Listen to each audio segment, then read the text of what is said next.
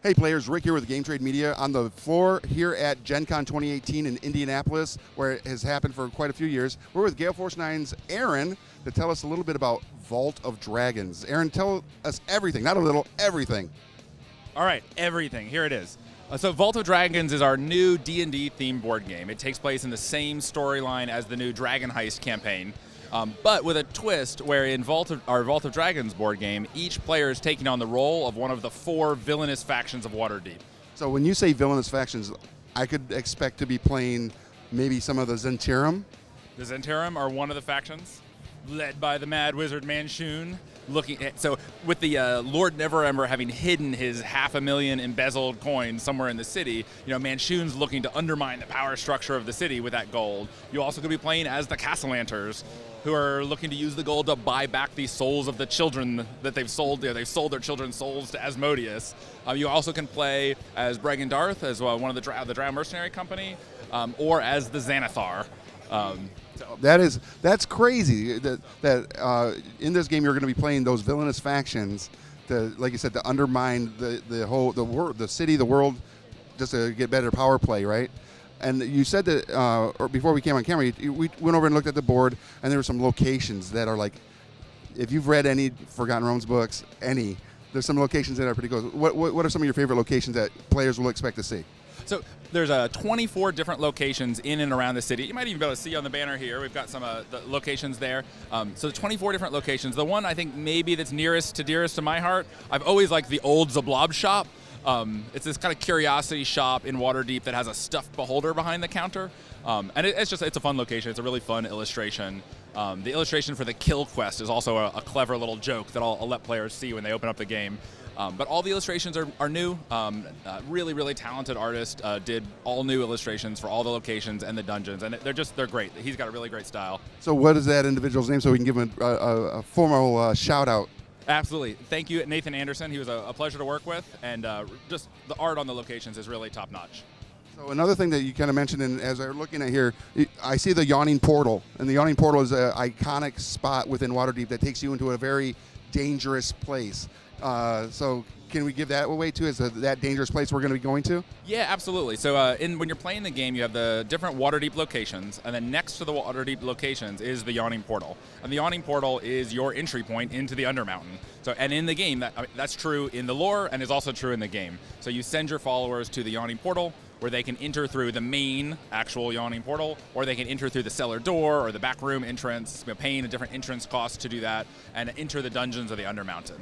And when you send your followers down into the Undermountain, that's when they have an opportunity to discover one of the secrets that you need to ultimately reveal the location of the Vault of Dragons. Their ultimate goal for winning the game is to be the first faction who claims the hidden hoard of gold.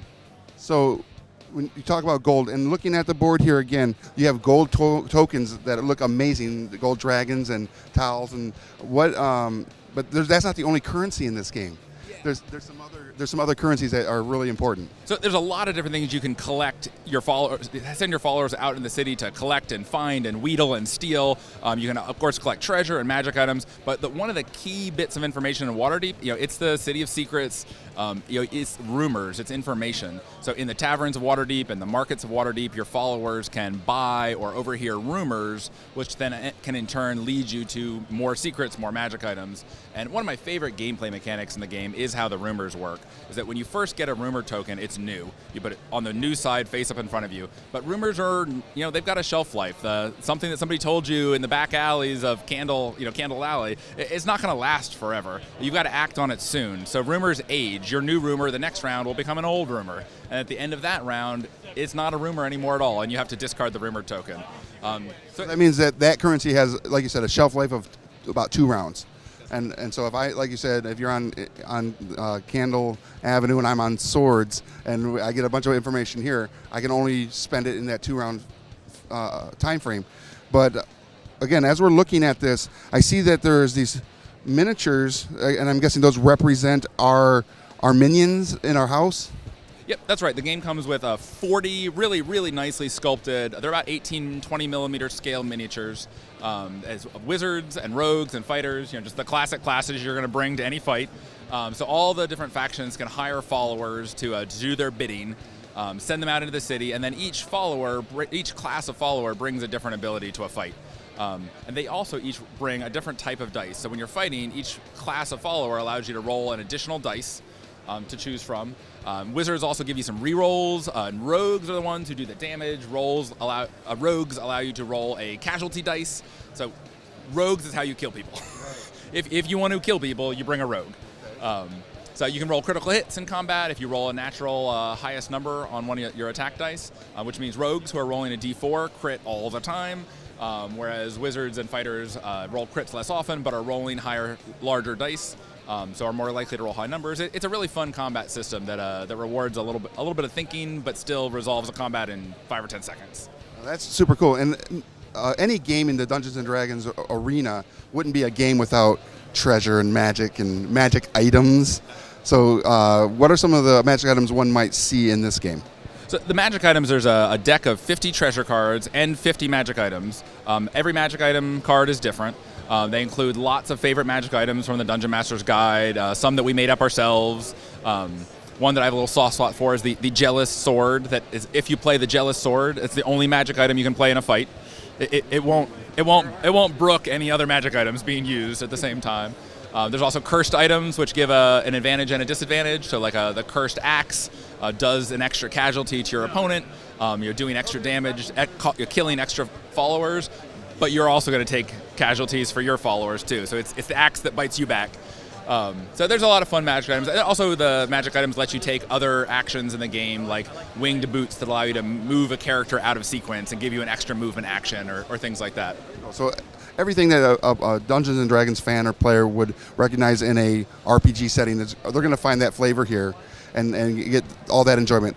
When can the fans of GTM and the consumers out there, they're going to go to their local retailer, be able to see this on shelves? It's basically done now. It's in production, and we're hoping to have this on shelves in stores in September. And we're widely distributed. You should be able to pick it up at your local game store, online, wherever you buy games. And one last question in that vein, what is the price point going to be for this game? $50. Say that again? $50. And we'll certainly have additional add-ons down the road of additional locations or classes or factions. So there's a lot we could do with the game. Aaron, thank you so much for your time. Lots of great information for everybody out there watching. Make sure you go to your local game store and let them know that you want to get Vault of Dragons. Pre-order it now. And in that, I'm Rick. This has been Game Trade Media here at GenCon 2018, and I'll see you at the game store.